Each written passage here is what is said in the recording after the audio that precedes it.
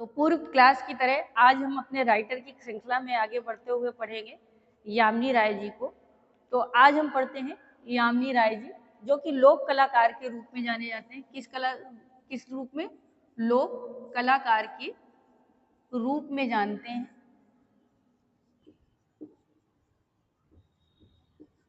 आपका पूरा नाम क्या है? इनका पूरा नाम था यामिनी रंजन राय। ये इनका पूरा नाम है, यामिनी रंजन राय। इनका जन्म कब हुआ था? तो 1887 में हुआ। जन्म कब हुआ? तो 1887 में हुआ। कहाँ हुआ था? स्थान, तो स्थान की बात करें तो बेलियातोड़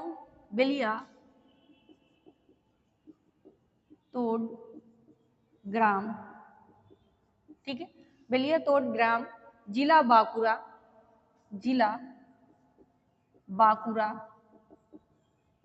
राज्य क्या है? तो पश्चिम बंगाल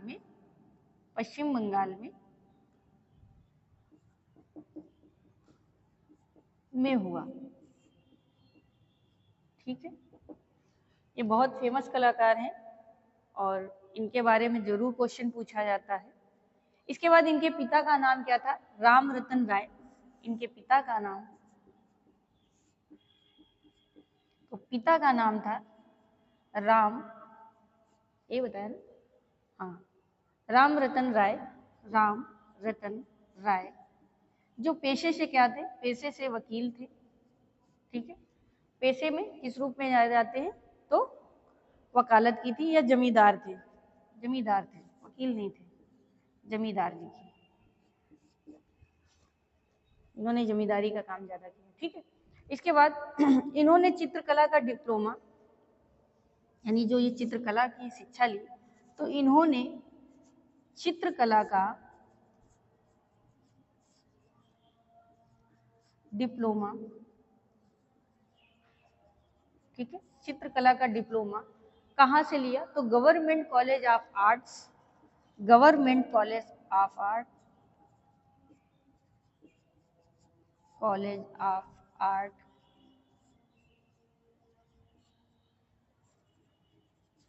ठीक है, government college of art and craft Kolkata से प्राप्त किया था। कहाँ से? College of art and craft Kolkata से प्राप्त किया। कब से कब तक यहाँ थे? तो ये सन 1903 से लेके 1908 तक, 1903 से लेके 1908 तक, ठीक है, यहाँ पर इन्होंने शिक्षण कार्य, यानी अपनी शिक्षा प्राप्त की। इसके बाद इनके गुरु कौन थे? किनके सानिध्य में रहकर इन्होंने शिक्षा ज्यादा ली? तो अवनींद्रनाथ टैगोर के सानिध्य में रहकर इन्होंने अपनी शिक्षा ली थी। तो इन्होंने अवनींद्रनाथ टैगोर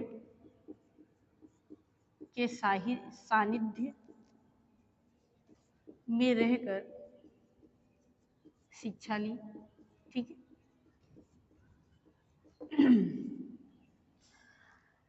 इसके बाद इन्हें ये स्वयं को अपने आप को पटुआ कलाकार क्या कहकर? पटुआ कलाकार कहकर बुलाते थे। यानी ये स्वयं को ही क्या कहते थे? मैं एक पटुआ कलाकार हूँ। वर्ष 1955 में राष्ट्रीय कला अकादमी, उसके बाद वर्ष 1955 में राष्ट्रीय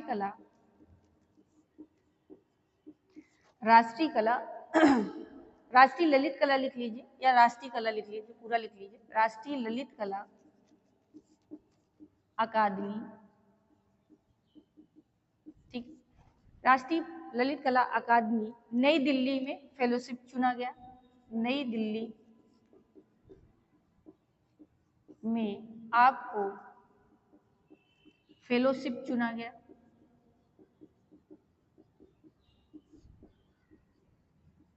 इन्होंने बहुत पेंटिंग बनाई है, कम से कम ना होंगी तो 200-250 से ऊपर होंगी, ठीक है।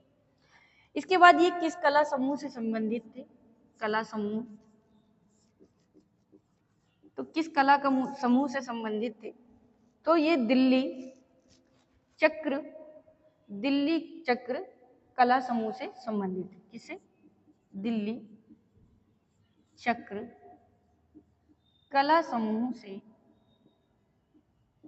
संबंधित थे, यानी उस ग्रुप में रहकर इन्होंने कार्य किया। इसके बाद कला आलोचकों ने इन्हें क्या कहा? कुछ कला आलोचक थे, कला आलोचक, ये इन्हें क्या कहकर बुलाते थे? तो ये कहते थे भारतीय कला का पैगंबर। क्या है? भारतीय कला का पैगंबर का, है ना? आलोचक इन्हें ऐसी आलोचना कहकर पुकारते थे कि ये भारतीय कला के एक पैगंबर के रूप में जाने जाते हैं।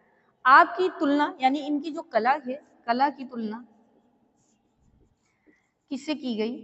तो इनकी कला की तुलना दो लोगों से की गई थी, यूरोपियन आर्टिस्ट। तो पहले कौन है? हॉलैंड या यूरोपियन कह लीजिए, यूरोपियन कलाकार किसे? वॉन्ग गॉन्ग से की गई। यानी जो इनकी कला थी वो किससे मानी गई कि किससे? पूरा इनका नाम विसेंट वांग गॉन्ग है, अगर लिखना चाहें तो पूरा है, विसेंट वांग गॉन्ग से की गई थी। और दूसरे जो थे वो कौन थे? दूसरे कलाकार थे हेनरी मातिस, जो कि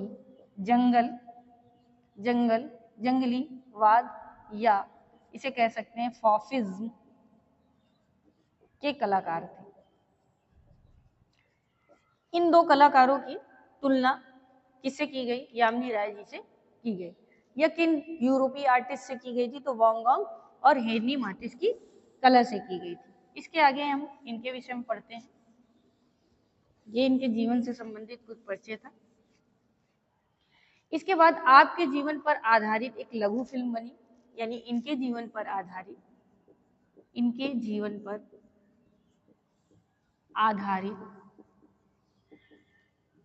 लघु फिल्म, लघु माने छोटा होता है, ठीक है। लघु फिल्म बनी और उस लघु फिल्म का नाम था पोर्ट्रेट ऑफ ए पेंटर। क्या था? पोर्ट्रेट ऑफ ए पेंटर, ठीक है, ठीक है, ये फिल्म का नाम था।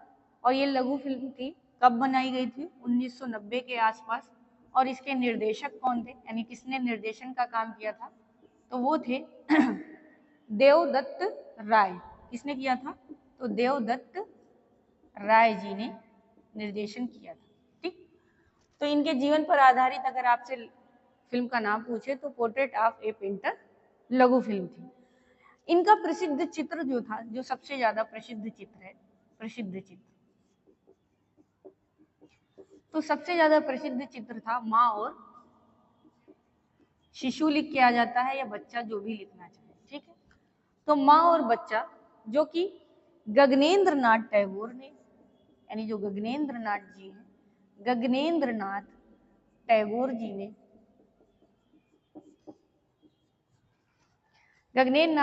जी ने कोलकाता की एक प्रदर्शनी में, किसमें?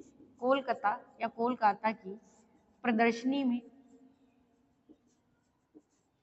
खरीद लिया था। आपसे क्वेश्चन पूछ सकता है, यामिनी राय का माँ और शिशु या माँ और बच्चा किस आर्टिस्ट ने खरीदा है? तो गगनेंद्र नाथ टैगोर जी ने खरीदा है। इसके बाद आगे बढ़ते हैं। आपने कॉलेज ऑफ आर्ट लाहौर, यानी कॉलेज ऑफ आर्ट लाहौर, यहाँ पर इन्होंने सहायक निर्देशक पद पर कार्य किया। किस पद पर? सहायक निर्देशक पद पर कार्य किया, ठीक है। यहाँ निर्देशक के रूप में ये कार्य करते रहे। और कब से कब तक थे? तो 1926 से लेकर 1929 से लेकर 1936 तक, 1929 से 1936 तक यहाँ कार्य किया है। इन्हें कुछ लोग यानी आपको महात्मा गांधी जी ने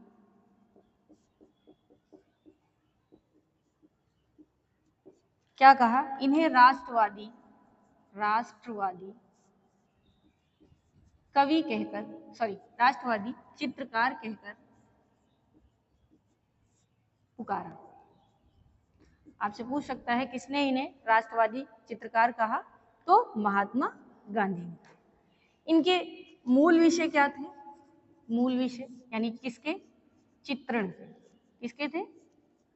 चित्रण के मूल विषय इनके थे ज्यादातर बंगाल की लोक कला। कहाँ की?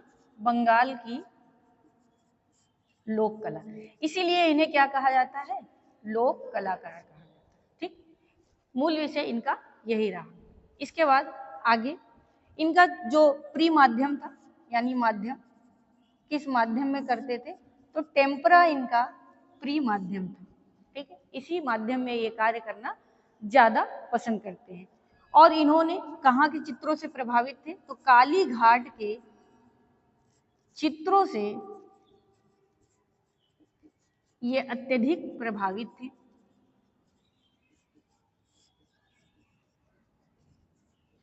ठीक है, काली घाट के चित्रों से ये अत्यधिक प्रभावित थे।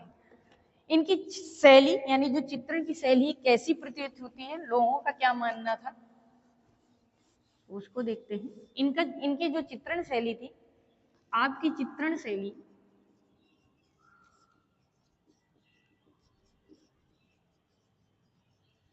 कैसी प्रतीत होती है? तो सबका मानना था इनकी जो चित्रण शैली थी वो कैसी थी? चाइल्ड आर्ट थी। यानी कैसी? चाइल्ड आर्ट, यानी बच्चों की कला, ऐसा मानना था। चित्रों को देख के लोगों का मानना रहा होगा। ये ऐसे पहले भारतीय कलाकार थे। ये पहले भारतीय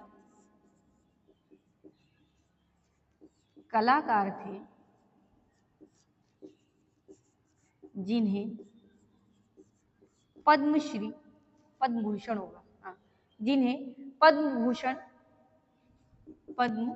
भूषण के लिए चुना गया। और कब दिया गया था? तो 1955 में इनको पद्म भूषण दिया गया था। अब हम इनके कुछ चित्र श्रृंखलाओं के बारे में बात करेंगे और चित्रों के बारे में, और वहीं इनकी चित्रण को विराम भी देंगे। तो प्रमुख चित्र श्रृंखलाएं, प्रमुख चित्र श्रृंखला बहुत सारी बनाई, लेकिन इनकी सबसे फेमस चित्र श्रृंखला कौन सी है? ईसा मसीह। क्या इनकी चित्र श्रृंखला थी? ईसा मसीह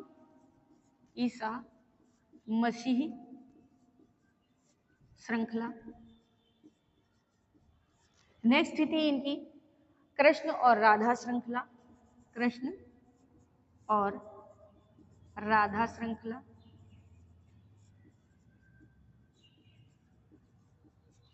और लास्ट है इनकी माँ और शिशु। माँ और शिशु।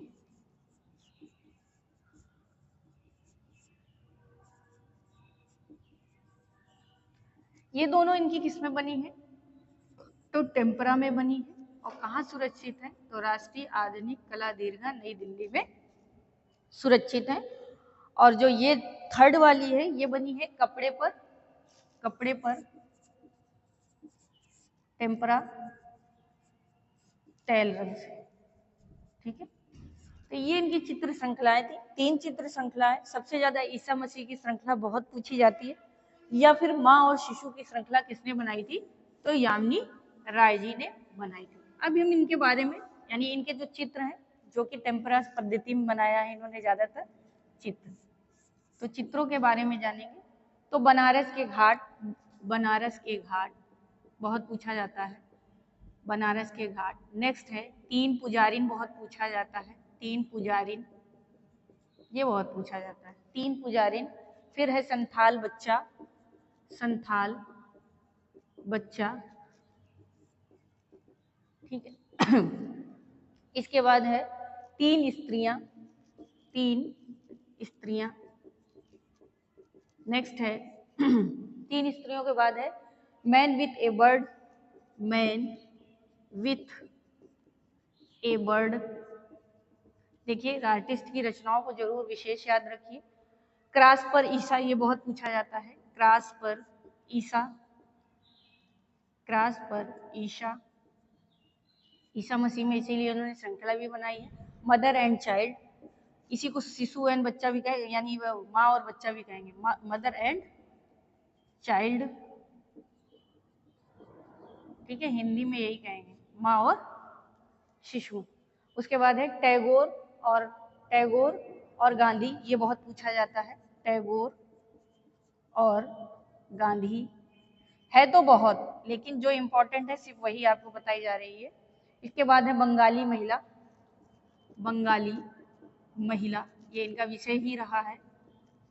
नेक्स्ट है बंगाली महिला के बाद है पंचवटी में स्वर्णमृग, पंचवटी में, ये पूछा जाता है, पंचवटी में स्वर्ण मृग।